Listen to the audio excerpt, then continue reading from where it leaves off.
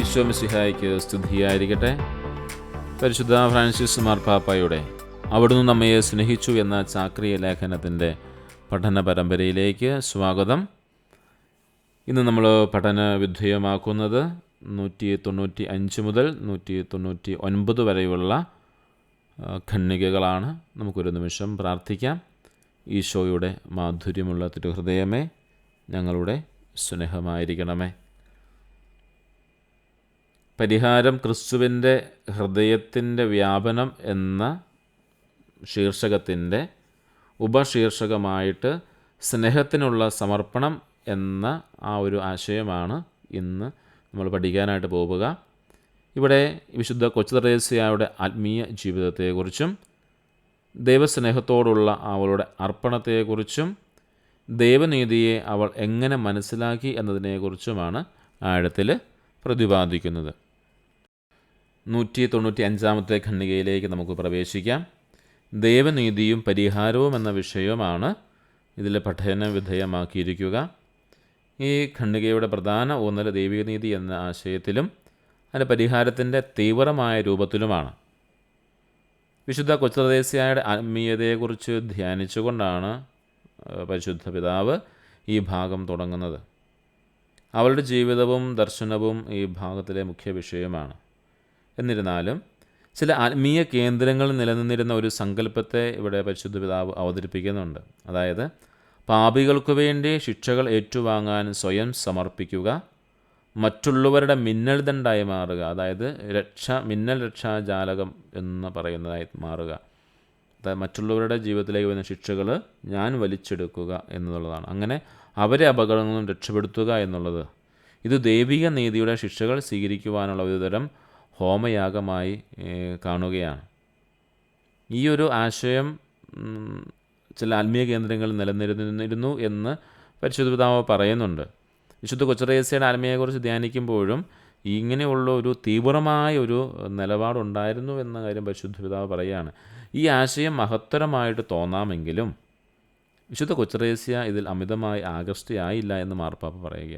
നമുക്ക് വിശുദ്ധ കൊച്ചുത്രേസ്യയെക്കുറിച്ച് പഠിച്ചപ്പോൾ പ്രത്യേകമായി നമ്മൾ കണ്ട കാര്യമാണ്, വിശുദ്ധ കൊച്ചുത്രേസ്യയെ ത്യാഗങ്ങളിലേക്കോ സഹനങ്ങളിലേക്കോ ഒന്നും പോകാനല്ല അവൾ ആഗ്രഹിച്ചു, മറിച്ചത് പരിപൂർണമായിട്ട് ഈശോയിൽ ആശ്രയിച്ചുകൊണ്ട്, ഈശോയുടെ ദൃഹൃദയത്തിൽ ആശ്രയിച്ചുകൊണ്ട് ജീവിക്കുക എന്നുള്ളതായിരുന്നു. അതായിരുന്നു വിശുദ്ധ കൊച്ചുത്രേസ്യയുടെ ഒരു ആത്മീയതയുടെ അടിസ്ഥാനമെന്ന് പറയുന്നത്. പരിശുദ്ധ പിതാവ് പറയുന്നുണ്ട്, അമിതമായിട്ടൊന്നും ഈ കൊച്ചുത്രേസ്യ ഈ കാര്യത്തിലൊന്നും ആകർഷ്ടയായിരുന്നില്ലെന്ന്.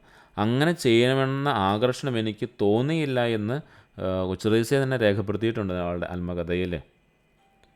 ഈ തരത്തിലുള്ള പരിഹാര ചിന്ത ക്രിസ്തുവിൻ്റെ ബലിയെക്കുറിച്ചോ അവിടുത്തെ കരുണയെക്കുറിച്ചോ തെറ്റായ ധാരണകളിലേക്ക് നയിച്ചേക്കാമെന്ന് മാർപ്പാപ്പ മുന്നറിയിപ്പ് നൽകുകയാണ്. അതായത് മറ്റൊരുവിനു വേണ്ടി ഒരു മിന്നൽ ദണ്ഡായി മാറുക, മിന്നൽ രക്ഷാജാലകം പോലെ അവൻ ചെയ്യുന്ന എല്ലാ പാപങ്ങൾക്കും പരിഹാരമായി ഞാൻ ചെയ്തിട്ട് ഒരു ഹോമയാഗമായി കാണുമ്പോൾ ക്രിസ്തു നമുക്ക് വേണ്ടി അർപ്പിച്ച ബലിയെക്കുറിച്ചോ കർത്താവിൻ്റെ കരുണയെക്കുറിച്ചോ ഉള്ള തെറ്റായ ധാരണ ഉണ്ടാകാൻ സാധ്യതയുണ്ട്. ചിലരൊക്കെ പറയുന്നില്ല, ഞാൻ ധ്യാനം കൂടാൻ പോകുന്നത് എൻ്റെ കെട്ടുവിൻ്റെ മാനസാന്തരത്തിന് വേണ്ടിയിട്ടാണ്, അല്ലെങ്കിൽ ജീവിത പങ്കാളിയുടെ മാനസാന്തരത്തിന് വേണ്ടി പറയാൻ പോകുന്നില്ലേ. അതൊരു മിന്നൽ ദണ്ഡ് പോലെയൊക്കെ വേണേൽ കാണാൻ സാധിക്കും.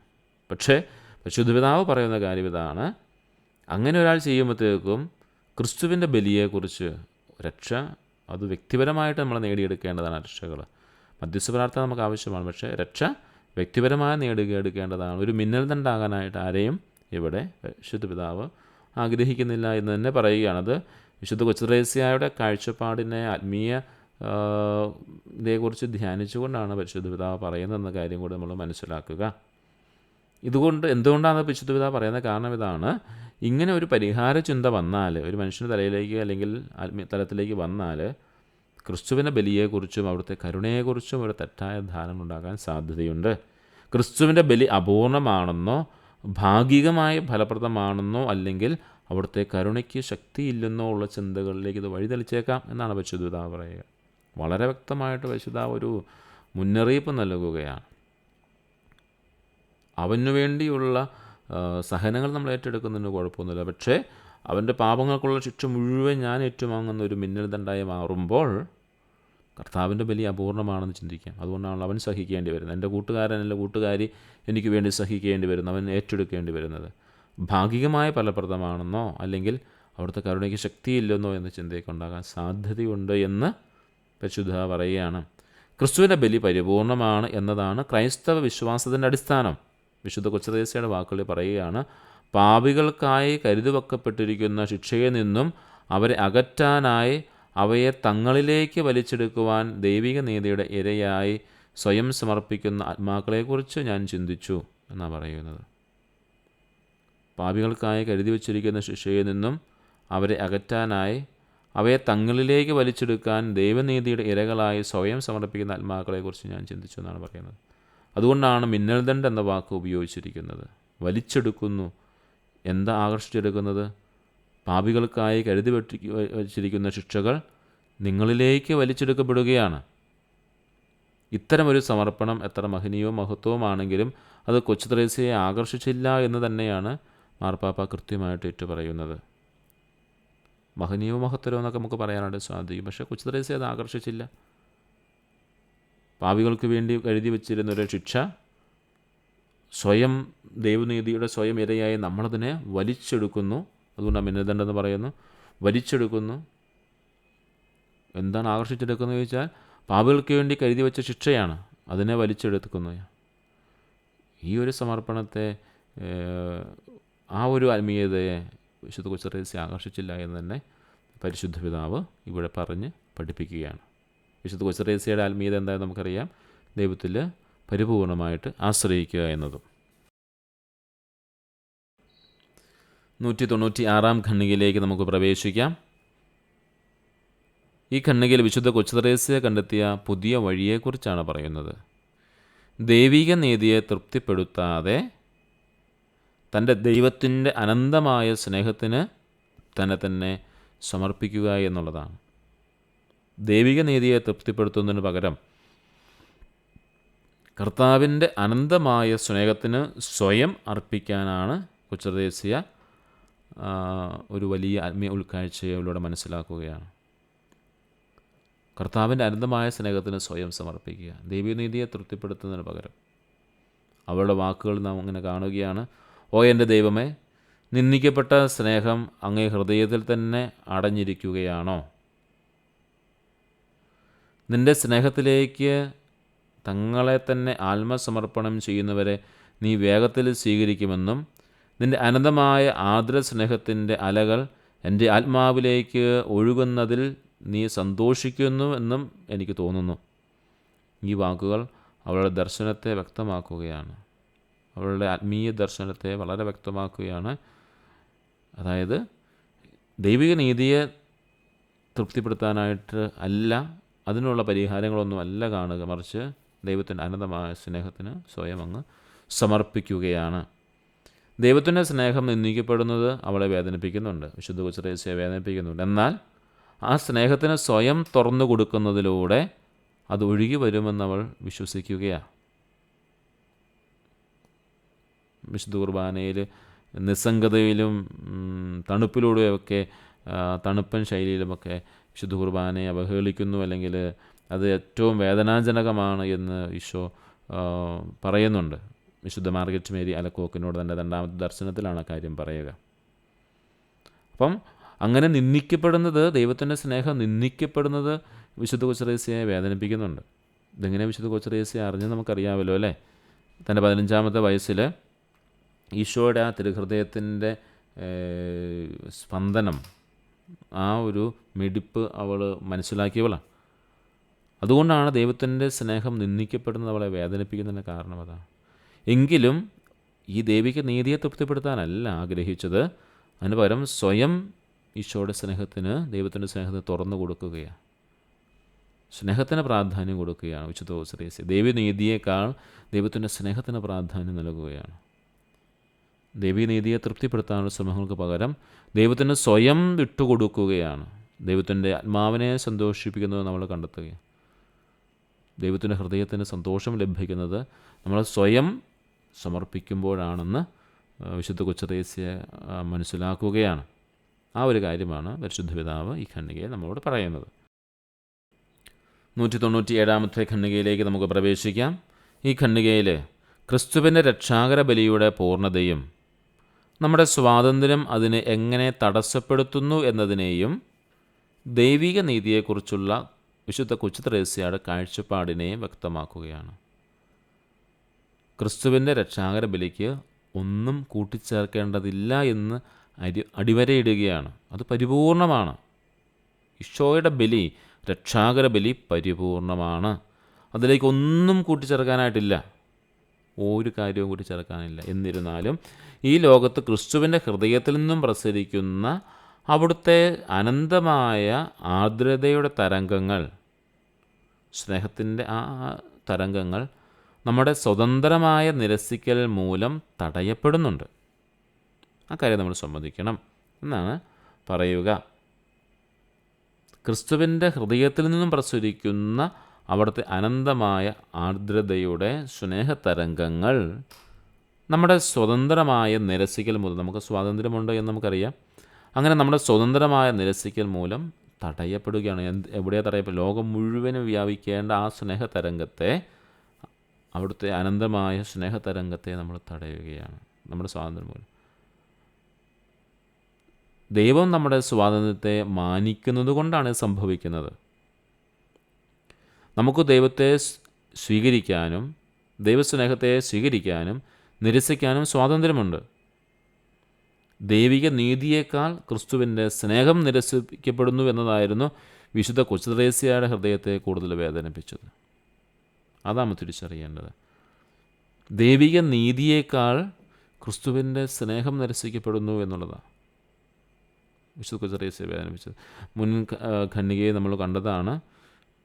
മിന്നൽ ദണ്ഡ് എന്ന പേരിൽ ഈ ദൈവിക നീതിയെ പ്രീതിപ്പെടുത്താൻ നോക്കുന്ന ഒരു ആത്മീയ ശൈലി, അതിനൊക്കെ കൊച്ചുത്രേസ്യ ഒത്തിരി പരിഗണന കൊടുത്തില്ല എന്ന് പരിശുദ്ധ പിതാവ് തന്നെ പറയുന്നുണ്ട്.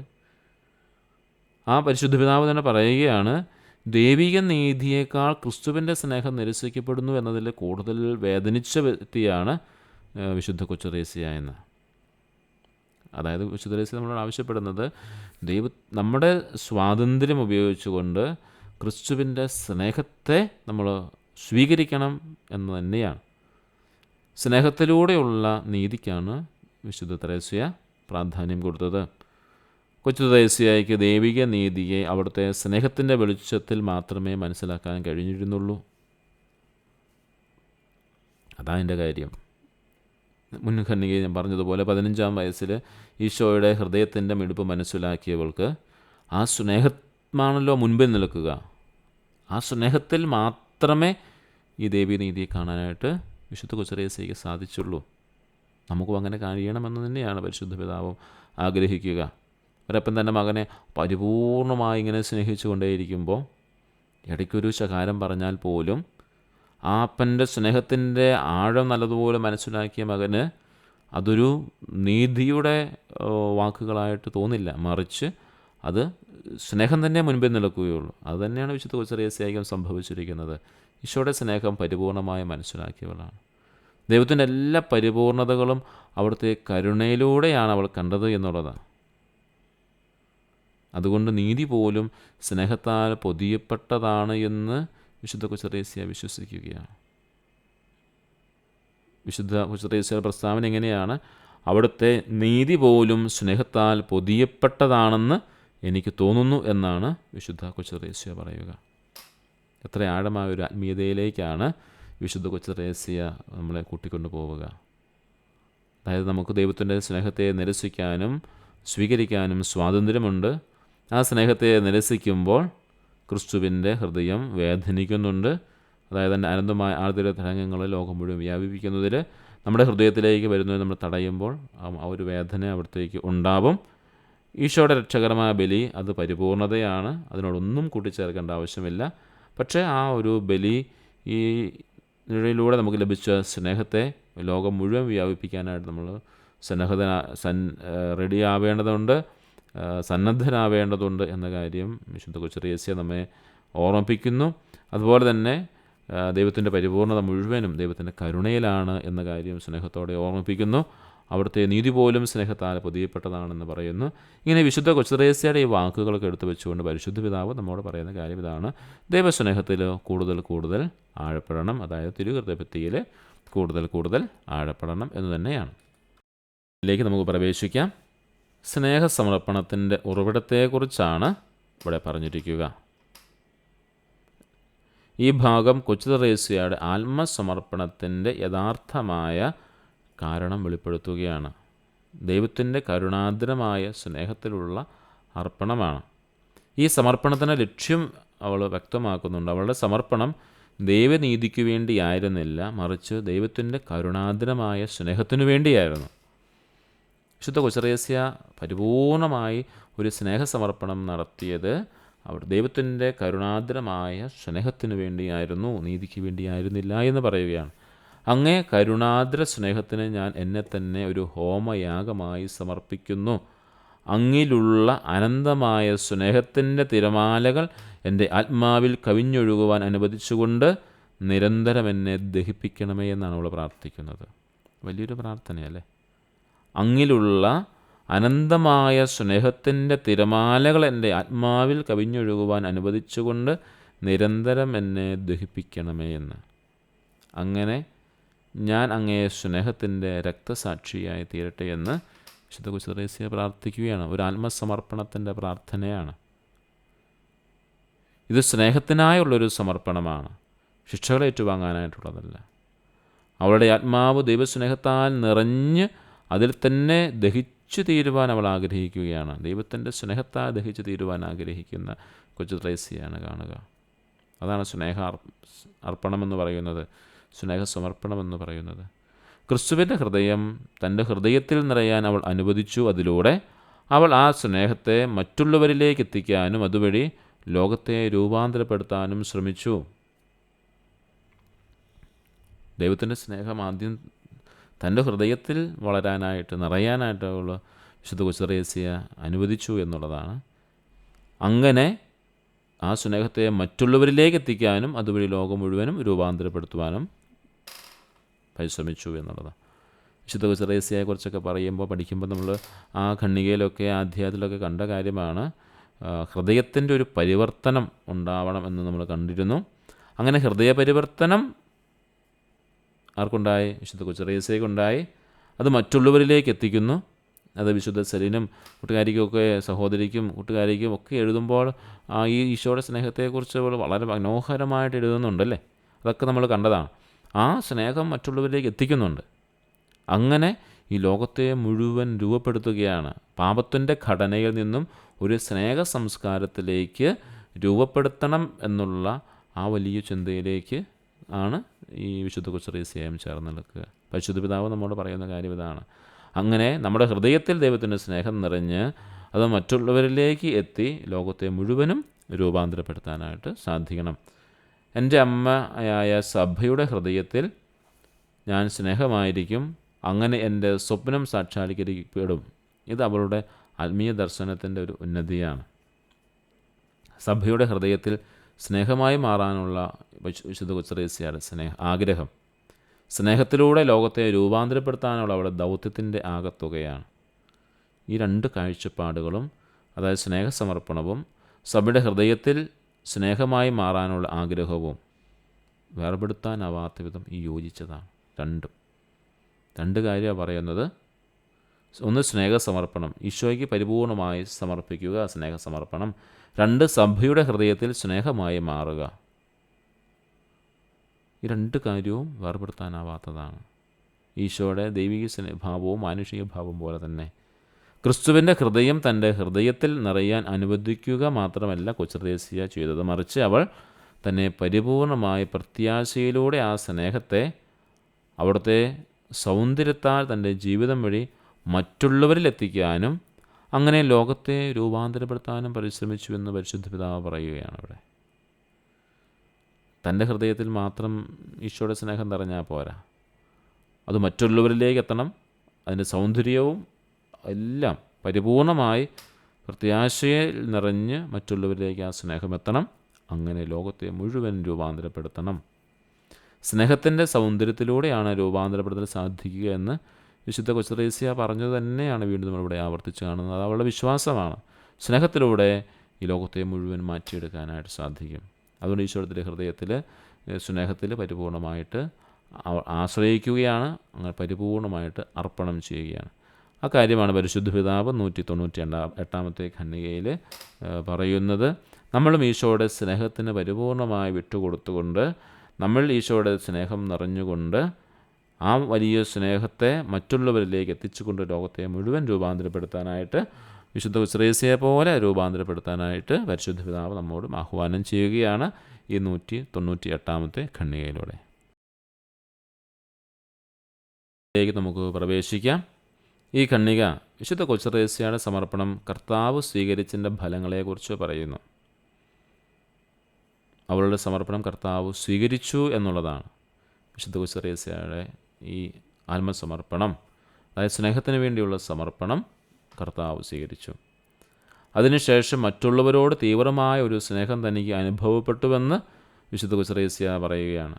ഇത് അവളുടെ വ്യക്തിപരമായ കഴിവായിരുന്നില്ല, മറിച്ച് ക്രിസ്തുവിൻ്റെ ഹൃദയത്തിൽ നിന്നും വന്ന സ്നേഹം അവളിലൂടെ തുടരുകയായിരുന്നു എന്ന് കാണുകയാണ്.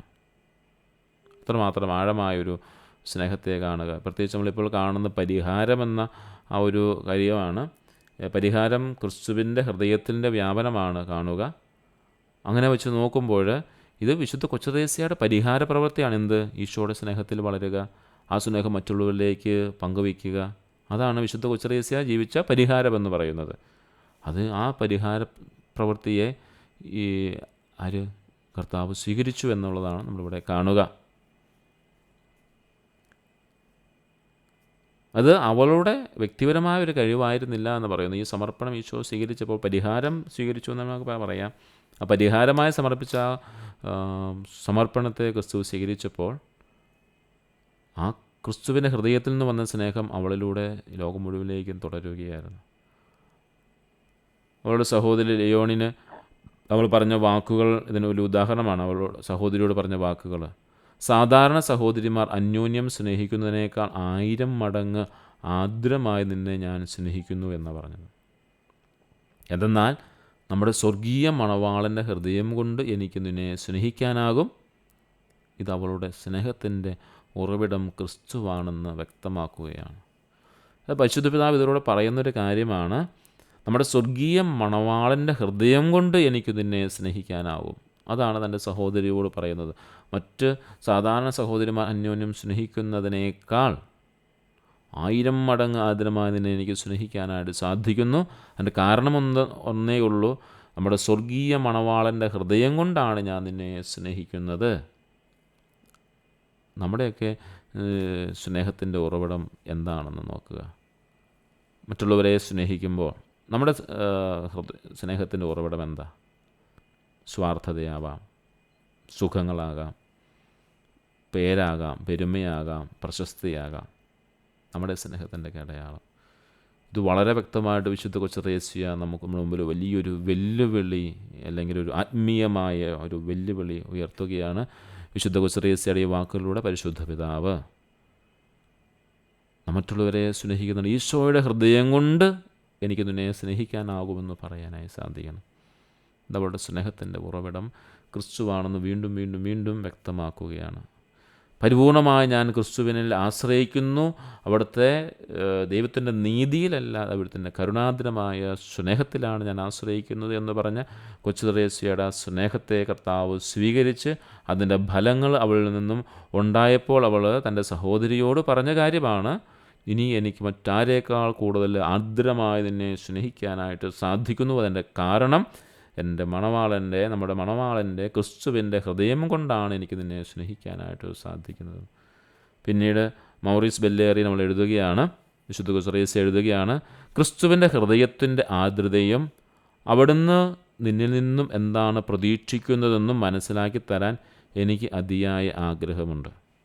ഈ വാക്കുകൾ താൻ അനുഭവിച്ചറിഞ്ഞ ക്രിസ്തുവിൻ്റെ സ്നേഹം മറ്റുള്ളവരിലേക്ക് പകരാനുള്ള അവളുടെ തീവ്രമായ ആഗ്രഹത്തെ വ്യക്തമാക്കുകയാണ്. ഇതാണ് ക്രിസ്തു ആഗ്രഹിച്ച പരിഹാരം. അല്ലെങ്കിൽ പരിശുദ്ധ പിതാവ് ഇതുവരെ നമ്മളോട് ഈ ദിവസങ്ങളിലൊക്കെ പഠിപ്പിച്ചു കൊണ്ടിരുന്ന ഈ ചാക്രി ലേഖനത്തിലൂടെ പഠിപ്പിക്കുന്ന പരിഹാരം എന്നതുകൊണ്ട് പരിശുദ്ധ പിതാവ് ആഗ്രഹിച്ച കാര്യം ഇതാണ്. പരിഹാരം എന്ന് പറയുന്നത് ക്രിസ്തുവിൻ്റെ ഹൃദയത്തിൻ്റെ വ്യാപനമാണ്. അതെങ്ങനെയാണ്?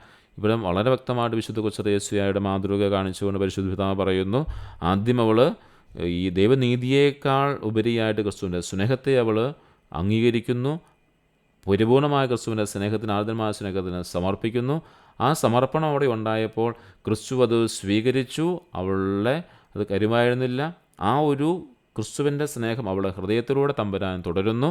അങ്ങനെ ആ തുടർച്ചയുണ്ടായപ്പോൾ തൻ്റെ സഹോദരിയോട് വിശുദ്ധ കൊച്ചറേസ്യ പറയുകയാണ്, ഇനി ഏത് സഹോദരിമാരെക്കാളും അധികം 1000 മടങ്ങ് ആദ്യമായി നിന്നെ എനിക്ക് സ്നേഹിക്കാനായിട്ട് സാധിക്കും. കാരണം നമ്മുടെ മണവാളനായ ക്രിസ്തുവിൻ്റെ ഹൃദയം കൊണ്ടാണ് ഞാൻ നിന്നെ സ്നേഹിക്കുന്നത് എന്ന് പറയുന്നു.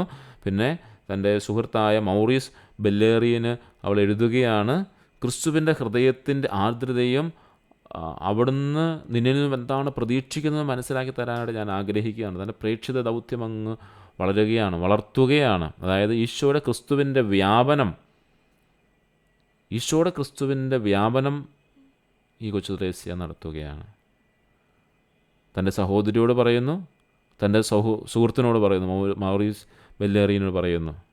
അങ്ങനെ ഈ ക്രിസ്തുവിൻ്റെ ഹൃദയത്തിൻ്റെ വ്യാപനം ഒരു പരിഹാരമായിട്ട് കൊച്ചു ത്രേസ്യ ചെയ്യുകയാണ്. ഇന്നത്തെ ക്ലാസ് ഇവിടെ സമാപിക്കുകയാണ്. വലിയൊരു പ്രചോദനം ഇന്ന് നമുക്ക് ഈ ക്ലാസ്സിലൂടെ ലഭിക്കട്ടെ എന്ന് സ്നേഹപൂർവ്വം ഓർമ്മിപ്പിക്കുന്നു. ഇതൊരു പഠന വിഷയമായിട്ട് നമ്മൾ പഠന പരമ്പരയായിട്ട് ആരംഭിച്ചതാണ്. ഇതിപ്പോൾ നമ്മുടെ ഹൃദയത്തെ തന്നെ മാറ്റിമറിക്കുന്ന, മാനസാന്തരപ്പെടുത്തുന്ന, പരിവർത്തനപ്പെടുത്തുന്ന ഈശോയുടെ സ്നേഹം കൊണ്ട് നിറയുന്ന ഒരു ഭാവത്തിലേക്ക് നമ്മൾ വളർന്നിട്ടുണ്ടാവുമെന്ന് പ്രതീക്ഷിക്കുന്നു. നമുക്ക് ഈശോയുടെ സ്നേഹത്തിൽ കൂടുതൽ ആഴപ്പെടാനായിട്ട്, വിശുദ്ധ കൊച്ചറേസ്യയെ പോലെ ആഴപ്പെടാനായിട്ട് സാധിക്കട്ടെ. ബലഹീനതകളും കുറവുകളൊക്കെ ഉണ്ടാവാം, അവയെല്ലാം തമ്പുരാൻ നോക്കിക്കൊള്ളും. ഇതാണല്ലോ ഇന്ന് നമ്മൾ അവസാനം കണ്ട കാര്യം. ഇതാണല്ലോ പരിപൂർണമായി സമർപ്പിച്ചപ്പോൾ ഈശോ അത് സ്വീകരിക്കുന്നു.